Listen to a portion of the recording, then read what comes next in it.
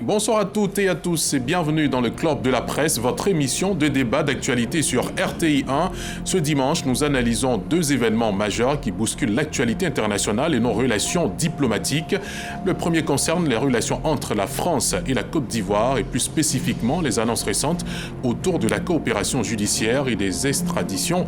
Un dossier sensible qui touche aux enjeux de souveraineté, de justice et d'efficacité dans la lutte contre la criminalité transnationale. Le second sujet nous transporte au cœur du Moyen-Orient où les États-Unis ont lancé des opérations militaires contre l'Iran, une escalade qui inquiète les organisations régionales, notamment l'Union africaine, et qui aura d'ores et déjà des retombées géopolitiques et économiques mondiales. Pour en débattre, je reçois ces sujets complexes et majeurs. J'ai le plaisir surtout de le recevoir. Jérôme Moundry, tout d'abord, journaliste au Nouveau Réveil. Jérôme Moundry, bonsoir. Bonsoir, frère. Bienvenue sur ce plateau. Merci. On est très heureux de vous accueillir. Sinclair Oula, vous êtes... Merci. Sinclair Oula, vous êtes journaliste et éditorialiste à Le Panafricain. Bonsoir et bienvenue. Bonsoir, chers confrères. Prêt à amorcer le débat ? Nous y sommes. D'accord. Juste en face de vous, on a Lansine Bakayoko, qui est journaliste et chef du service économie de la rédaction de RTI 1. Lansine Bakayoko, bonsoir. Bonsoir, Maître Sylvie. Merci d'avoir répondu à notre invitation. Plaisir à partager. Et enfin, Sangare Yakuba, vous êtes journaliste et rédacteur en chef adjoint du quotidien Le Patriote. C'est exact. Bonsoir et bienvenue. Bonsoir, Ahmed, de plaisir à partager. D'accord. Sans plus tarder, place au générique.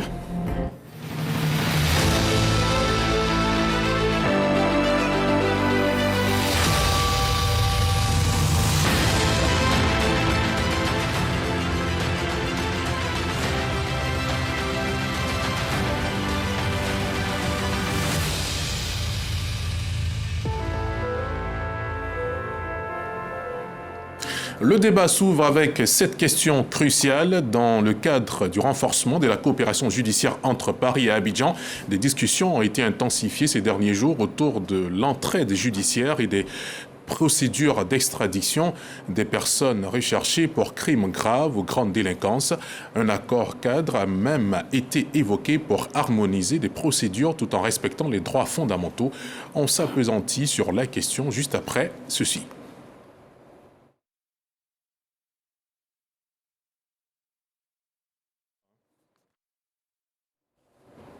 D'accord.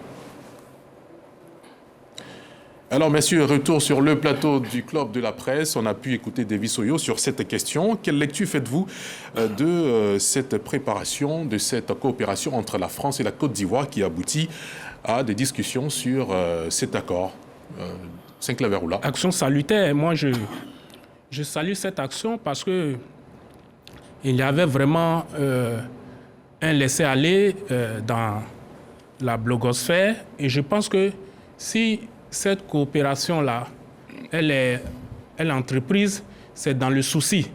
En tout cas, moi, en ce qui me concerne, c'est dans le souci, dans l'intérêt de toutes les parties. Du côté de la Côte d'Ivoire, concernant les crimes et autres, et du côté de la France, ceux qui aussi s'adonnent à des actions répréhensibles.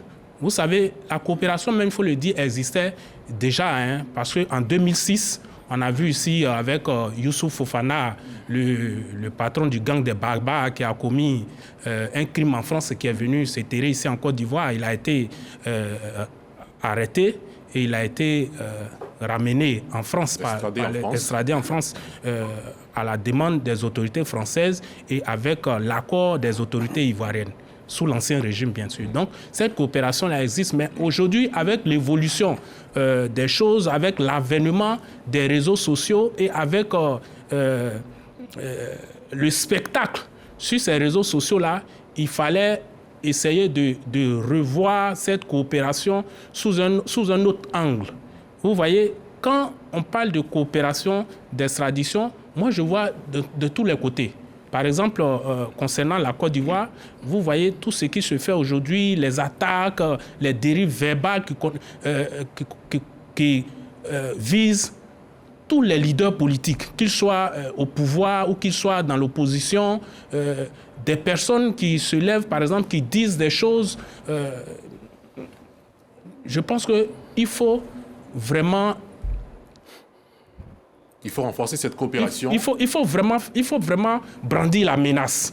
il faut démontrer à ces personnes-là que lorsqu'elles se trouvent sur le territoire français et même dans l'espace européen, qu'elles peuvent être rapatriées, qu'elles peuvent ramener en Côte d'Ivoire pour répondre de leurs actes. Et donc, moi, c'est ce que je vois. Vous voyez, c'est vrai, certaines personnes aujourd'hui crient à la traque des opposants, à la traque des cyberactivistes proches de l'opposition. Mais moi, je vois plutôt une traque de tous les cyberactivistes, où qu'ils soient, et même de ceux-mêmes qui font des révélations sur ce qui s'est passé, leur rôle qu'ils ont joué à un moment donné en Côte d'Ivoire. On a vu, il y a un moment, un certain Bob, le mannequin, qui a ouvertement dit sur les réseaux sociaux que lui, il a coupé des tendons ici durant la crise. Ça, c'est des révélations graves, très graves. Normalement, quand une personne fait de telles révélations, elle doit être entendue par les autorités pour voir le rôle qu'elle a joué dans la crise. Mais bon, malheureusement, on a constaté qu'en lieu et place d'être interpellé, d'être entendu, ce monsieur-là, il a été célébré. Et donc, je pense que quand on parle aujourd'hui d'extradition, on parle de renforcement, de coopération, il faudrait que ce soit vu sur tous les plans et dans tous ces aspects. C'est bien compris. Lansile Bakayoko, votre analyse de ces discussions entre la Côte d'Ivoire, le ministère de la Justice en Côte d'Ivoire et puis les autorités du même rang en France, à Paris. Moi, je pense que ce cadre qui est en train de se mettre en place a même tardé. Parce qu'il y a bien longtemps que certains ont considéré l'outil Internet comme un espace de non-droit où on pouvait faire tout ce qu'on veut. Vous savez, ce sont des cyberactivistes. Les cyberactivistes, en fait, ce sont des objecteurs de conscience, ce sont des activateurs de conscience. Or, aujourd'hui, nous voyons clairement que ceux qui devraient, en principe, être là pour éveiller des consciences se sont érigés, si vous voulez, en sorte de cybercriminels qui, aujourd'hui, polluent la blogosphère. C'est pour ça qu'il faut que cette coopération soit rapidement formalisée pour que les choses se mettent en place. Et je crois que ça sera d'autant bénéfique pour nous tous parce que ça permettra de créer une sorte de stabilité, une sorte de dépollution de l'espace public. Aujourd'hui, vous voyez, déjà au plan national, certains croient que quand on est sur Internet, on peut tout dire, on peut tout faire.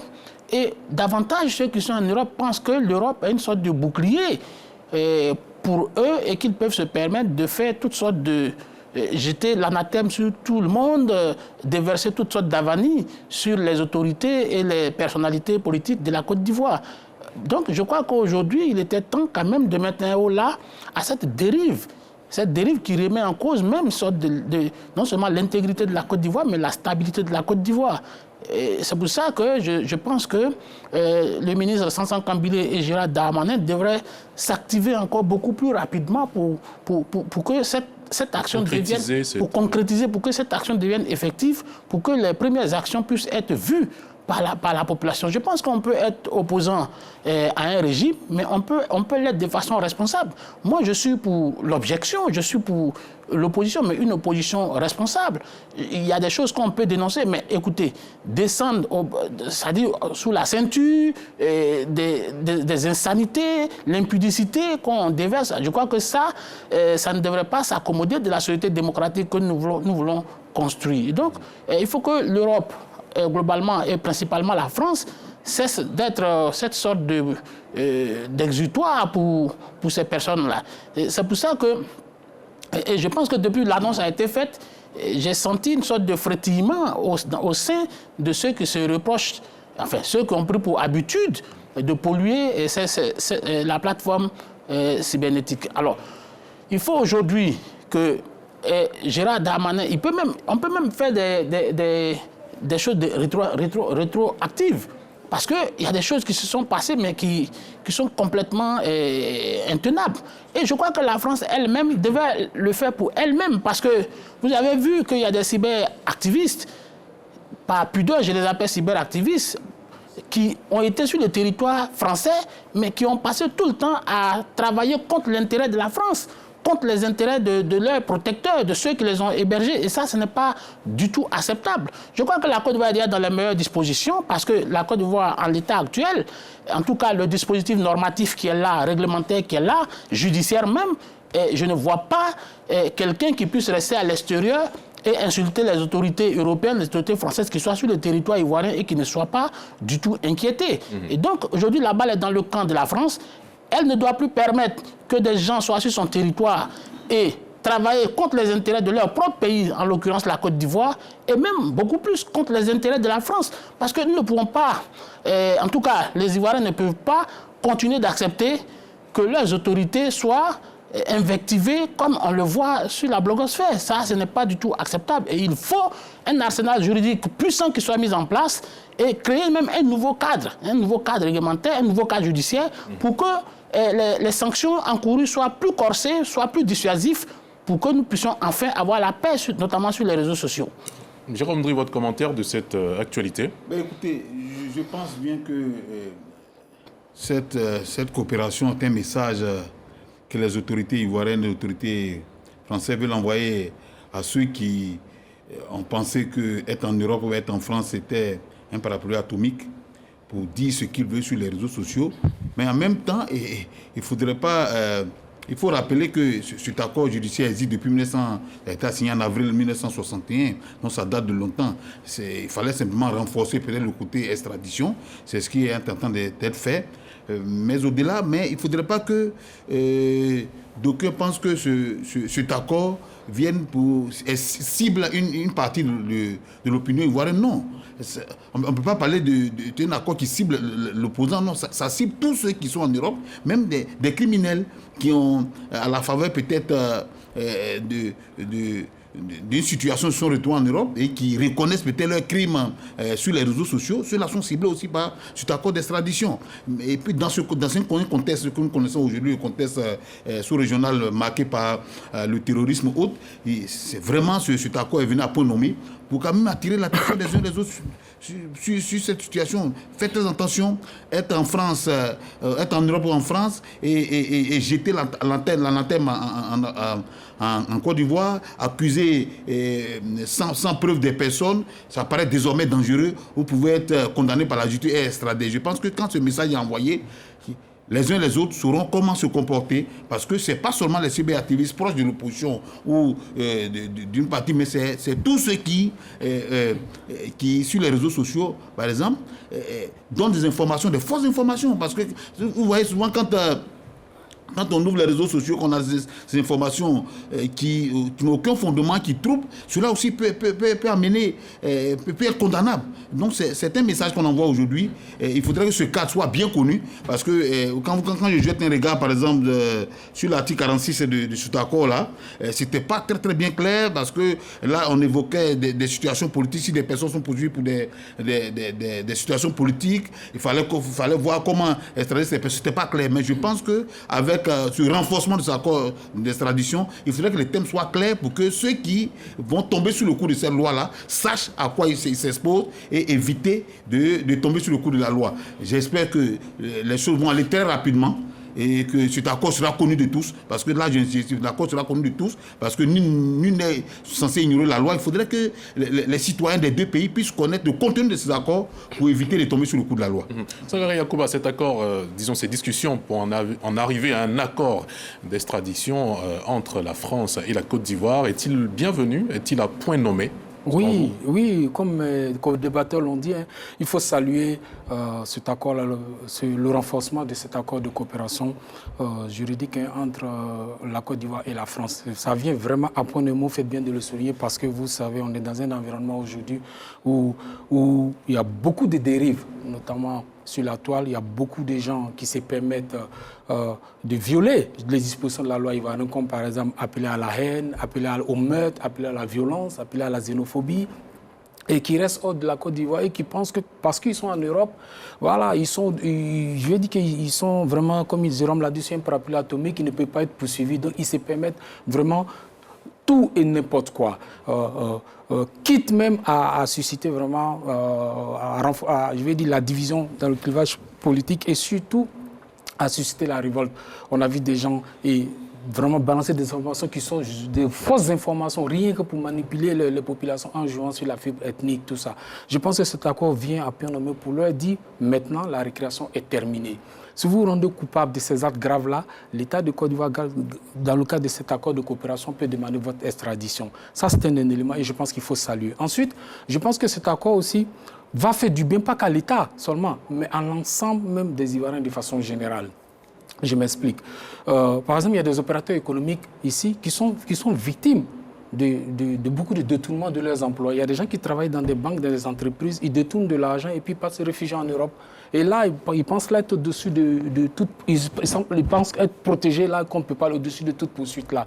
Cet accord de coopération peut permettre à une entreprise privée de saisir la justice ivoirienne dans cet accord de coopération et de demander que cet agent indélicat là, qui a détourné de l'argent soit extradé en Côte d'Ivoire pour répondre de ces crimes. Et je pense que vous voyez, ça va permettre vraiment de réguler beaucoup de dérives que les gens commettent en choisissant de fuir. Et je pense qu'il faut saluer, il faut applaudir ça.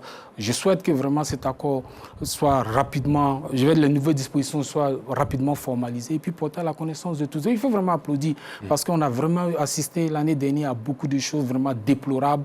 Voilà, des gens qui sont à 6000 km de la Côte d'Ivoire et qui passent tout leur temps devant un écran à appeler à la haine, appeler à la violence, appeler quasiment au meurtre.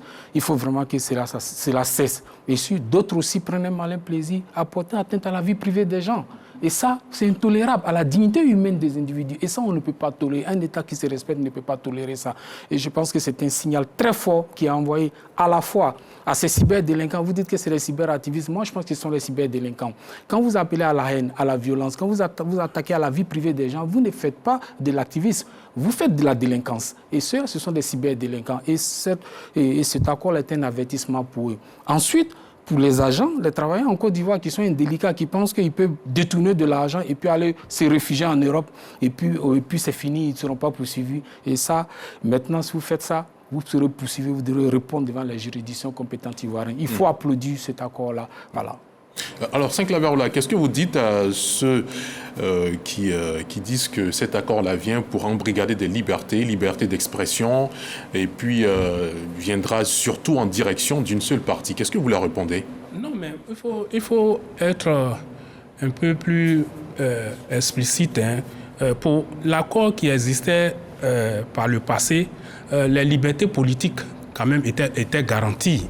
Les libertés politiques étaient garanties. On avait des exilés politiques qui bénéficiaient d'un certain nombre de privilèges sur les différents territoires, que ce soit en Côte d'Ivoire ou en France. Donc, je pense que l'accord qui sera en cours, qui sera renforcé, tiendra compte forcément de cela. Et je pense que la France même, qui est impliquée dans cet accord, qui est une partie à cet accord, la France même, sur ce point-là, est respectueuse des libertés d'expression, des libertés politiques. Vous voyez, et je pense que cet accord-là amènera aussi les deux parties à faire très attention quand il s'agira d'émettre un avis d'extradition de tel ou tel Ivoirien. Je pense que mes confrères ici sur ce plateau ont un peu énuméré les domaines dans lesquels, par exemple, cet accord-là entreront en action. Lui, par exemple, il a parlé de crimes, il a parlé de problèmes économiques et tout ça. Donc, je pense que d'autres aussi ont parlé des dérives sur les réseaux sociaux. Et donc, je pense que le cadre, il sera vraiment très bien défini et qu'on ne va pas restreindre les libertés politiques, les libertés d'expression des uns ou des autres. Alors, Lansine Bakayoko, est-ce qu'il ne faut pas craindre que ces extraditions vers la Côte d'Ivoire ou la France aient un impact politique en raison d'extraditions contestées, par exemple? Non, moi je pense que Jérôme a soulevé un peu d'inquiétude, ou là un peu, mais je crois qu'il n'y a pas d'inquiétude à avoir sur cette question, parce que les libertés politiques sont admises, sont acceptées, ce sont des vertus universelles auxquelles la Côte d'Ivoire et la France ont souscrit. Donc, je ne pense pas que cet accord qui va être signé va être un accord pour museler ou bien pour réduire l'espace public, l'espace politique. Non. Mais je pense qu'il faut préciser néanmoins que faire de la politique ne vous exonère pas de poursuites judiciaires notamment. Parce que c'est vrai, être homme politique n'est pas un parapluie atomique, ce n'est pas une immunité pour qu'on puisse dire n'importe quoi, n'importe comment et n'importe quand. Ce n'est pas possible, ce n'est pas parce que je suis le responsable d'un parti politique que je vais appeler à la guerre, au meurtre et au motif que je suis simplement un acteur politique. On fasse passer ça par perte et profit et dire que c'était un discours purement politicien ou même politique. Parce que il y a des grands leaders politiques qui, en France, ont dit qu'ils allaient mettre fin au régime en 7 jours, par exemple.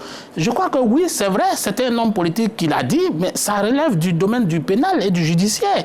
Parce que là, il s'agit de remettre en question l'intégrité territoriale ou alors de renverser les institutions de la République. Or, tout le monde sait que dans notre ordonnancement juridique, chercher à remettre en question l'ordre constitutionnel est un crime. Est un crime. Plus qu'un délit, c'est un crime. Donc, je crois que personne ne devait avoir peur si chacun reste à sa place. Bon, les cyber... Sangaré veut qu'on les appelle les cybercriminels, les cyberdélinquants, mais les cyberdélinquants qui entrent, Sangaré l'a dit, dans la vie privée des gens, qui sont même dans l'impudicité. C'est une question de morale, même là. Parce que vous ne pouvez pas, parce que vous êtes opposé à un système où vous êtes contre un leader politique, mais rentrer même dans sa vie privée. Et ça, je crois que ce n'est pas acceptable. Donc, je crois que l'espace a été balisé, l'espace qui va être... le champ d'application de cette loi d'extradition mutuelle va être balisé. Et je crois que ça va exclure les réfugiés. Il y a des réfugiés, il y a des gens qui sont en France, qui y vont parce qu'ils savent ce qu'ils ont fait ici. Et donc, ils voient que peut-être leur intégrité peut être menacée. Parce que si tu es un homme politique, que tu es ici, que ce que tu dis ne menace pas directement le régime, mais que tu t'en prends à un citoyen, et sachant que tu es mal comporté, tu t'enfuis pour aller te réfugier, ce n'est pas le régime qui te poursuit, mais probablement c'est toi-même ton environnement. Tu te vois en insécurité dans ton environnement. Les Bernard Doza sont en France, ils disent ce qu'ils veulent du système du régime, mais qui les poursuit? Personne ne les poursuit, parce qu'ils le font dans un cadre bien régi, bien réglementé. Mais vous ne pouvez pas être un leader politique et appeler au meurtre ou à la décapitation de l'État et puis prétendre qu'au motif que vous êtes un homme politique, vous devez être absous de toutes ces dérives, soit langagières, soit des dérives même dans les actes. Je crois qu'il faut que cette extradition, le cadre normatif est bien dressé, il n'y a pas d'inquiétude à avoir, ce sera dans l'ordre des choses, dans la régulation de nos relations entre Paris et Abidjan, et je crois que c'est dans l'intérêt de tout le monde, aussi bien dans l'intérêt des citoyens que dans l'intérêt de l'État. Jérôme Dry, est-ce que la diplomatie en très bonne santé entre la Côte d'Ivoire et la France ne viendra pas, dans cet accord d'extradition, empiéter sur la liberté de la justice? Je ne pense pas, parce que comme l'a dit même le ministre des Affaires étrangères, le ministre de la Justice française, que cet accord vient accompagner le développement. Nous l'espérons bien. Je voudrais revenir un peu sur ce que Assane Bakayoko a dit. Il y a raison de s'inquiéter un peu, parce que quand on sait en Afrique comment les lois sont utilisées à des fins politiques pour régler certains problèmes politiques, il y a raison de s'inquiéter. Est-ce que cet accord d'extradition ne va pas être utilisé à des fins politiques où on va extrader à l'appel des acteurs politiques, alors que quand vous prenez même l'accord qui a été signé depuis 1961 dans son article, si vous permettez, je vais lire ça dans son article 49, il a indiqué ici que l'extradition pourra être refusée si l'infraction pour laquelle elle est demandée est considérée par l'État requis comme une infraction politique.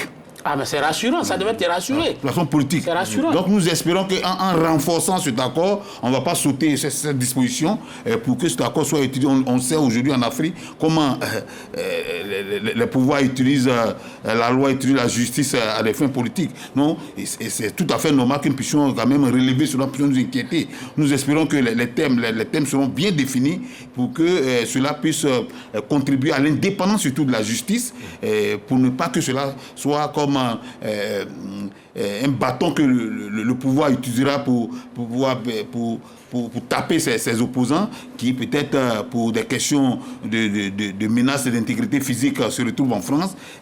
Il faudrait faire attention. Et c'est là que nous, les uns les autres, pourront être regardants. Il faudrait que la France, qui est un pays de droit, qui est un pays qui respecte les droits humains, puisse regarder le contenu de cet accord pour éviter que cet accord soit utilisé à des fins politiques sur tout ça. D'accord. Alors, Sangaré Yacouba, est-ce que cet accord viendra certainement dissuader ces acteurs-là qui se rendent coupables d'actions répréhensibles de la part de la justice, ou bien ce ne sera pas assez fort pour leur permettre de se ranger?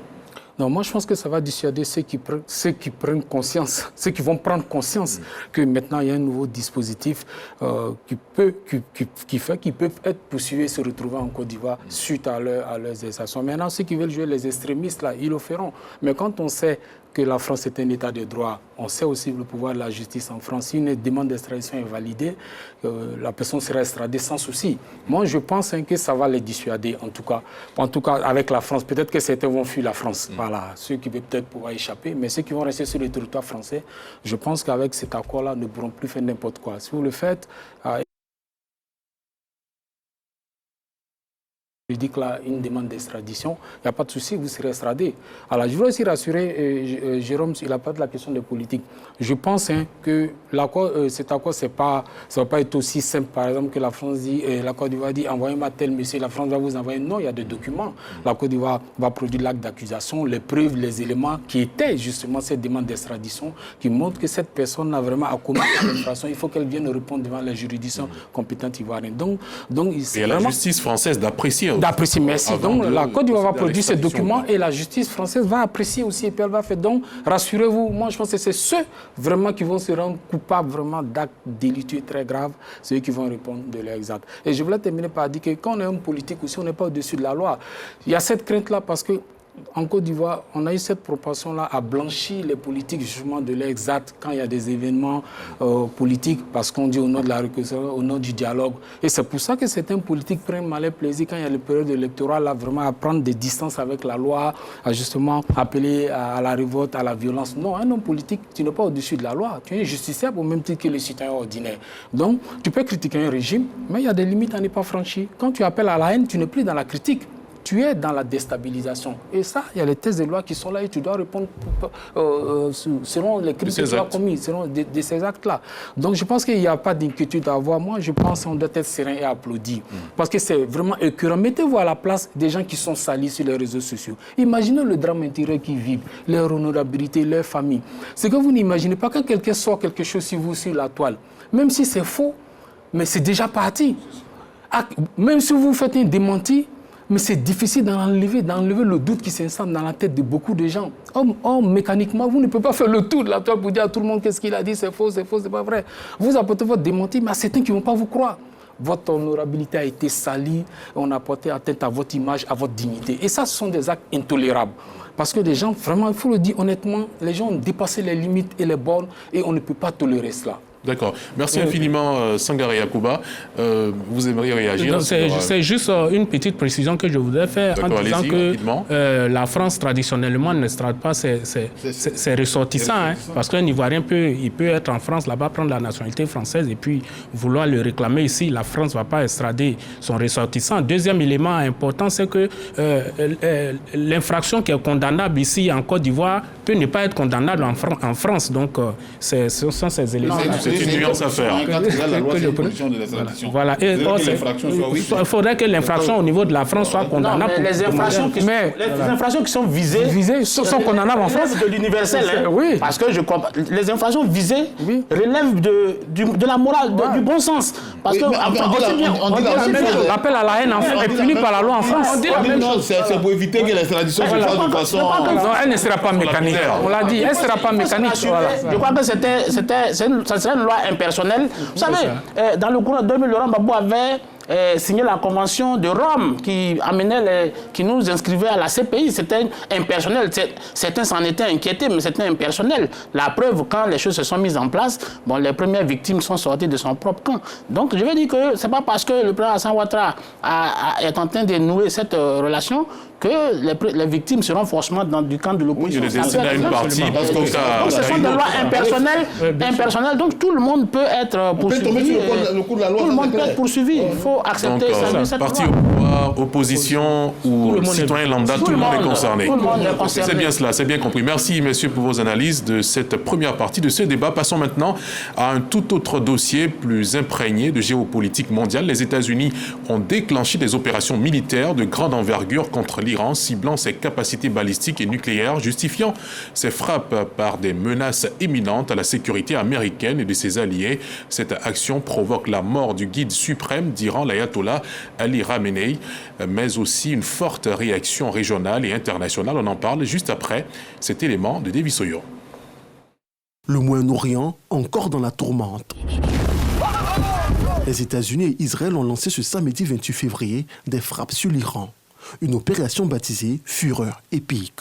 Objectif selon cette coalition, empêcher l'État iranien de développer l'arme nucléaire. L'attaque coordonnée par Washington et Tel Aviv a ciblé plusieurs sites stratégiques de l'Iran. En représailles aux attaques américano-israéliennes, Téhéran a aussitôt riposté avec ses missiles balistiques envoyés en direction de l'État hébreu et d'autres pays de la région. Tel Aviv et les bases américaines du Qatar, du Bahreïn, des Émirats arabes unis et du Koweït ont été pris pour cible. Plusieurs explosions ont également été entendues à Doha, Dubaï, Abu Dhabi et Riyad. Le quartier général de la 5e flotte de la marine américaine stationné dans les eaux profondes de Bahreïn a essuyé également des attaques de missiles de la part des gardiens de la Révolution. Les pays attaqués ont mentionné dans un communiqué qu'ils se réservent le droit de riposter. Pendant ce temps, le président américain Donald Trump invite le peuple iranien à s'emparer du pouvoir. Dans la nuit du samedi 28 au dimanche 29, la mort de l'ayatollah Ali Khamenei, guide suprême du peuple iranien, et plusieurs de ses proches ont été confirmés. Explosion, effondrement, décès, sirènes, évacuation, voilà le nouveau quotidien de cette partie du monde. Ce dimanche, offensives et ripostes se poursuivent. L'ONU redoute une escalade de la violence dans ce nouveau front ouvert dans cette région. Retour sur le plateau du Club de la Presse, messieurs, on l'a vu dans ce reportage, dans ce commentaire de David Soyo, on a le Moyen-Orient qui s'embrase de par l'offensive américaine et israélienne sur l'Iran, riposte également de l'Iran. Quelle est selon vous la suite des événements? Saint-Claver-Oula.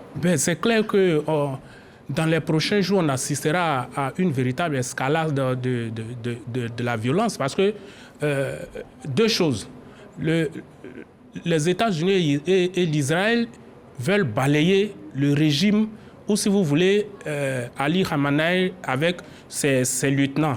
Mais en même temps... Qui a trouvé la mort dans ce bombardement. Oui, qui a trouvé la mort, malheureusement. Confirmation faite par les autorités iraniennes. Mais en même temps, ils ont organisé une transition qui existait là parce que chacun a désigné son substitut.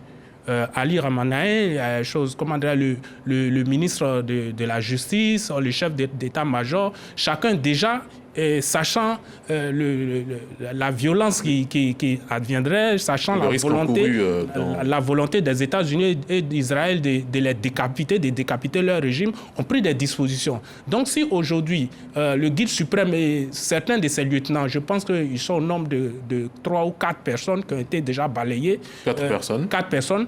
En plus de personnes proches de la famille. Il y a déjà le successeur du guide qui a pris la parole, et là même avant le début de cette émission, qui a prévenu que l'Iran ne va pas rester les bras croisés. Et en même temps qu'il y a eu le bombardement, il y a eu l'attaque de l'Iran, l'attaque du régime du guide suprême, il y a en même temps des représailles qui sont organisées dans un certain nombre de pays du Golfe où il y a des bases militaires. Donc les jours à venir ne seront vraiment pas de tout repos pour l'Iran, pour les pays du Golfe et surtout pour l'Israël et les bases américaines qui sont installées dans le Golfe. Dans les pays du Golfe. Les bases américaines qui ont été attaquées tout de suite après, par réaction de l'Iran. Lansine Bakayoko, votre commentaire de cet état de fait des États-Unis qui ont éliminé le guide suprême d'Iran, la personnalité suprême, comme le dit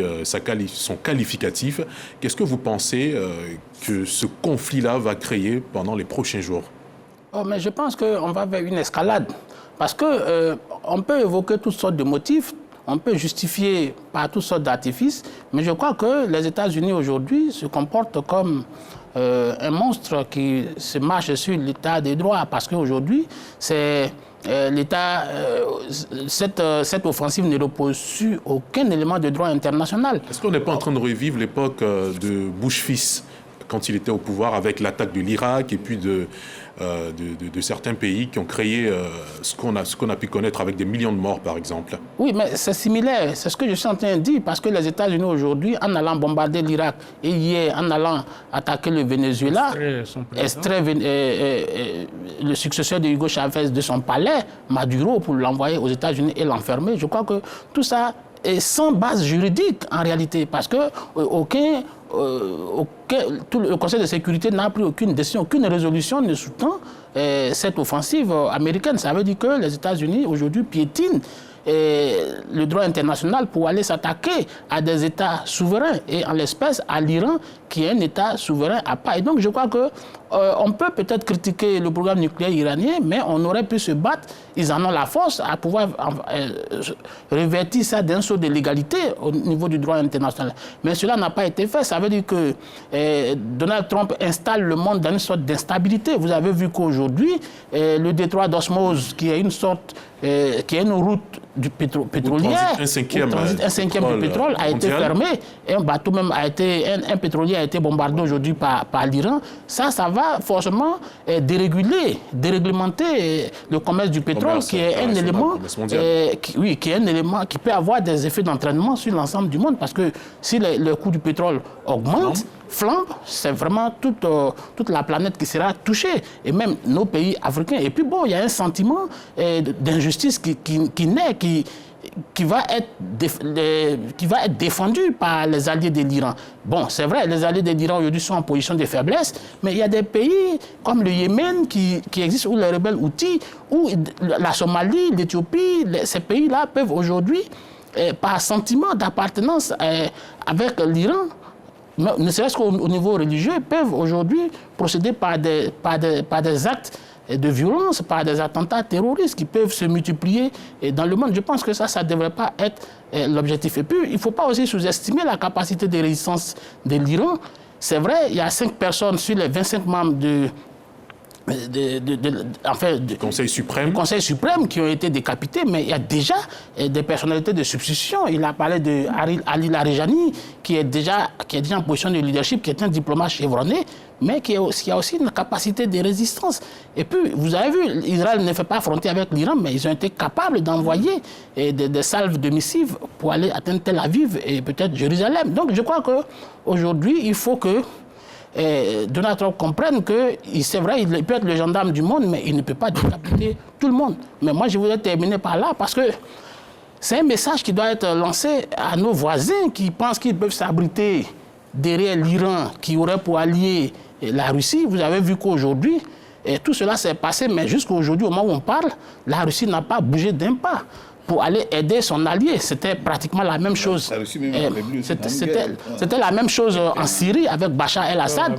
Aujourd'hui, la Russie n'a pas bougé. Et donc ceux qui sont dans le voisinage ivoirien, qui pensent qu'ils ont la couverture de la Russie ou de l'Iran, doivent aujourd'hui redimensionner leur point de vue, doivent redimensionner leur diplomatie pour comprendre que la réelle politique va au-delà de certaines contingences sentimentales. Donc, il faut aujourd'hui que tout le monde comprenne que la géopolitique mondiale a évolué et qu'on devrait continuer à faire des relations de bon voisinage, je parle de notre région, et refuser de croire qu'il y a un grand gendarme qui sera à l'extérieur, qui viendra nous sauver en cas de cataclysme. Et l'exemple est là, l'Iran aujourd'hui est en difficulté, mais je crois en la capacité de résistance de ce pays, qui a des ressources humaines, qui a des ressources matérielles, des ressources morales pour faire face à l'agression américaine. Alors, Jérôme Dry, Donald Trump, dès son arrivée au pouvoir, s'est posé en homme de paix. Il est même en quête du prix Nobel de la paix. Et aujourd'hui, est en train en tant que gendarme du monde et en tant que pays fort, est en train soit d'extraire un président de son palais et l'enfermer aux États-Unis, ou bien de guerroyer avec des pays du Golfe. Est-ce qu'il n'y a pas ambiguïté ou il n'y a pas contradiction dans les actes et les dires? il y a contradiction dans les actes et les dits de Donald Trump. En même temps qu'il veut se positionner comme le gendarme du monde, en même temps il recherche le prix Nobel de la paix. Mais quand on regarde ce qui se passe en Iran, quel était l'objectif de Donald Trump? Donald Trump a toujours indiqué que Khamenei était un dictateur qu'il fallait balayer. Et il a même encouragé les dernières révoltes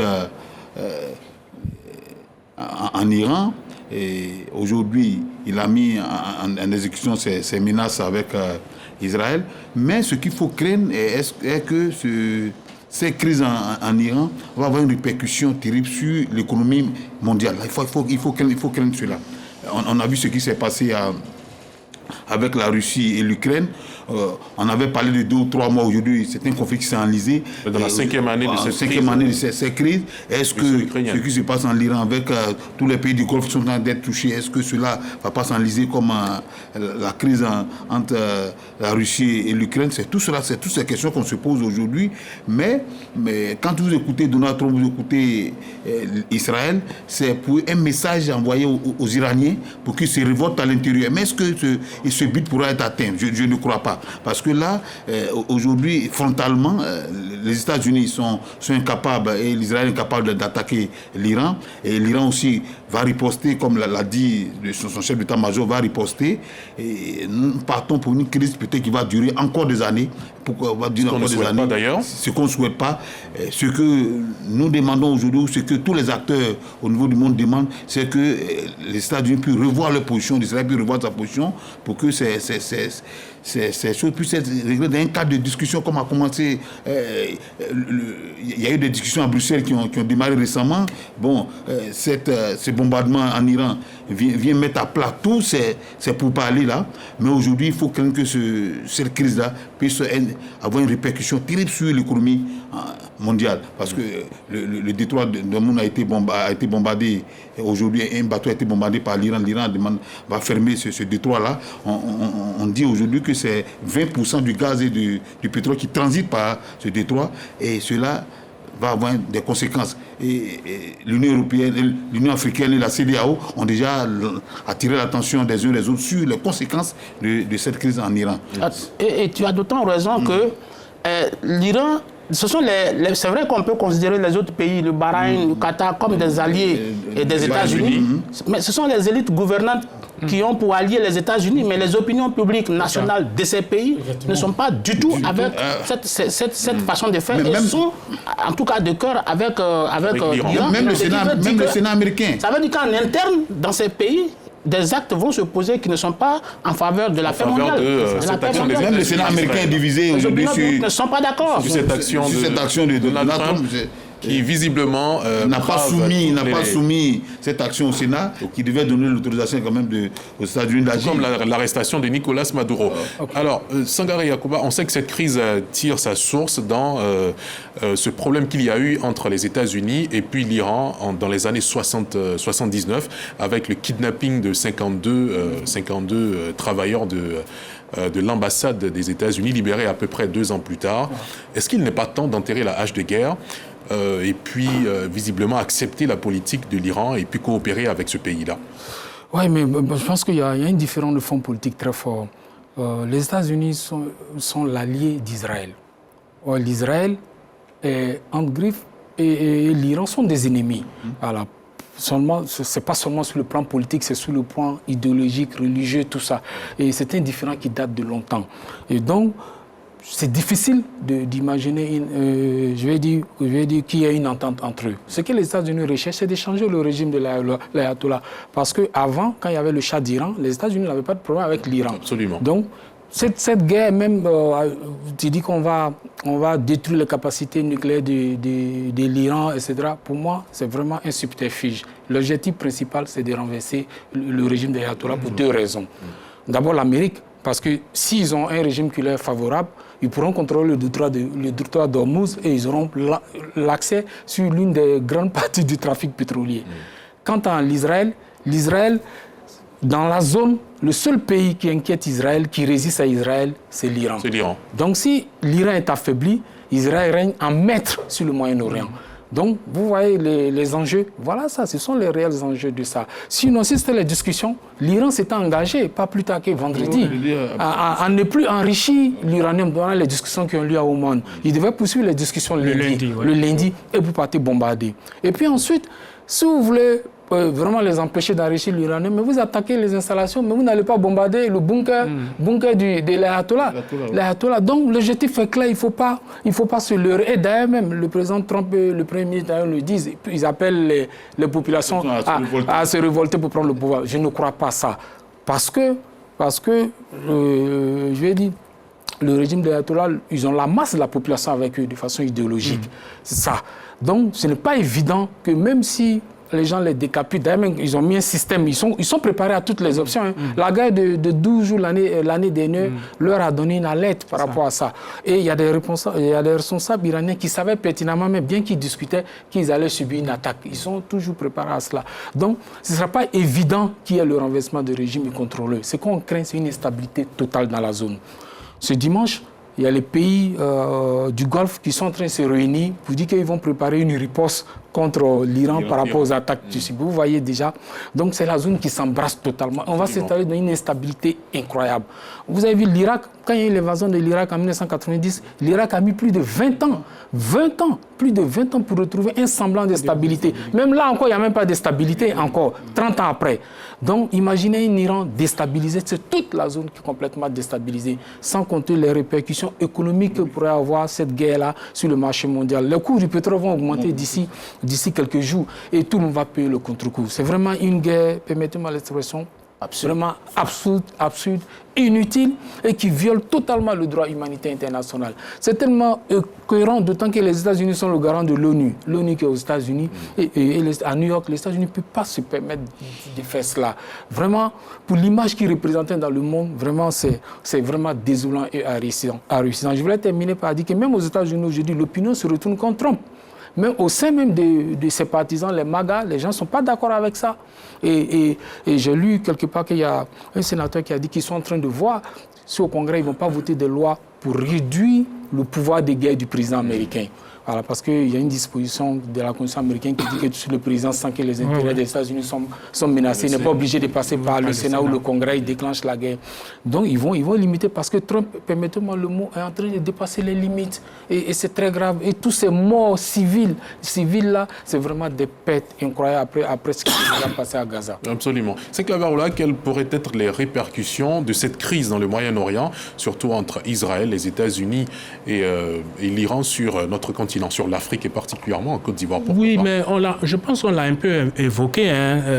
Les répercussions seront énormes. Il y a, par exemple, la hausse du prix du pétrole, et ça, il faut le noter, dans les jours à venir, il y aura vraiment une hausse du prix du baril du pétrole par rapport aux Africains, parce que l'Iran est le 10e producteur mondial de pétrole, le pétrole brut. Donc, quand, par exemple, non seulement l'Iran est dans cette escalade de violence, et que les autres pays du Golfe, notamment les Émirats arabes unis, le Koweït, le Bahreïn, un certain nombre de pays, il faut s'attendre à une fâcheuse répercussion sur les pays africains. Et puis, en plus, ce qu'il faut noter, c'est que aujourd'hui, les pays africains diversifient leurs relations. On sait que, par exemple, la Côte d'Ivoire a des partenaires un peu dans ces différents pays-là. Et donc, si cette crise-là perdure, c'est clair que cela aura vraiment des conséquences sur la Côte d'Ivoire, sur les autres pays africains. Et on va en payer le prix. Déjà qu'on en paye le prix dans la guerre, Russie-Ukraine, et puis va venir encore s'ajouter la guerre États-Unis-Israël contre le Moyen-Orient. Donc ça, c'est vraiment tout un tas de problèmes face auxquels l'Afrique se verra. D'accord. Lansana Bakayoko, politiquement, quelles pourraient être les conséquences de cette crise? Sur le plan politique, déjà, vous avez vu que le Maroc, qui est un allié d'Israël, n'a pas condamné mieux. Il s'est rangé du côté d'Israël. Et comme je l'ai dit tout à l'heure, ce sont les élites qui sont en alliance avec Israël, sinon les opinions publiques arabes sont globalement avec l'Iran. Donc le Maroc lui-même peut connaître une sorte de déstabilisation intérieure parce qu'on avait subi une première alerte où l'opinion publique marocaine avait dit à la monarchie de ne pas accepter d'ambassade de Tel Aviv à Rabat. Donc je crois que tout ça va venir raviver les opinions publiques et ça peut entraîner une crise au Maroc. Et puis maintenant, vous savez, en économie, quand le risque est élevé, forcément, ça a des incidences sur le commerce international, notamment en termes de hausse des prix. Parce que si le risque est élevé, ça renchérit les coûts de produits, les coûts des facteurs, et donc, fatalement, ça peut engendrer des répercussions sur les prix. Et puis, il faut savoir que cette zone aussi, notamment les Émirats arabes unis, et plus précisément Dubaï, aujourd'hui, il y a beaucoup de commerces, transactions qui s'opèrent entre l'Afrique et cette partie du monde. Donc, tout ça peut entraîner, si vous voulez, une sorte de, pas volatilité des prix, mais une sorte d'augmentation des prix qui n'est pas favorable forcément à l'Afrique. Et puis, il faut savoir que quand ce genre de conflit déclenche, sur le plan géopolitique, les États sont appelés en général à se prononcer en faveur de l'un ou de l'autre. Et ça peut entraîner des représailles, parce que chacun cherche un soutien diplomatique fort pour pouvoir avoir un positionnement plus puissant, plus équilibré dans la région. Aujourd'hui, que faire en dehors des pays qui ont la puissance de leurs moyens, comme l'Afrique du Sud, qui sont capables aujourd'hui de prendre une décision ou de dire ce qu'ils pensent, mais les autres pays sont souvent dans l'expectative ou bien craignent des représailles ou bien sont dans la mesure pour éviter probablement des représailles de ceux qui n'auront pas défendu. Donc, tout cela provoque une sorte de dérégulation, de dérèglement de la vie politique mondiale et même de la vie économique. Et ça, ce n'est pas fait pour arranger les États africains qui ont besoin de quiétude. Donc, in fine, il s'agit aujourd'hui et c'est peut-être un débat lointain, mais si vous voulez, de remodifier la carte politique mondiale. Parce que aujourd'hui, vous voyez que même sans consentement de l'ONU, Donald Trump se croit permis d'aller faire ce qu'il a fait. Maintenant, il faut réformer toutes ces institutions-là et comme l'a dit Sangaré en interne, si on redimensionnait les pouvoirs du président américain, ça pouvait permettre quand même d'apporter une sorte d'accalmie au monde qui en a aujourd'hui besoin, parce que dans cette affaire, l'Iran est aujourd'hui bombardé, mais on peut se demander à qui le tout, parce que forcément, peut-être demain, ça sera la Corée du Nord. On ne sait pas. Peut-être les jours qui vont suivre, ça sera le Pakistan. Donc aujourd'hui, le monde est en feu et ça... Donald Trump emporte la responsabilité. D'accord. Jérôme Dry, est-ce qu'on n'est pas en train de partir vers une bipolarité, si ce n'est déjà le cas, ou une bipolarité prononcée que subira l'Afrique au final?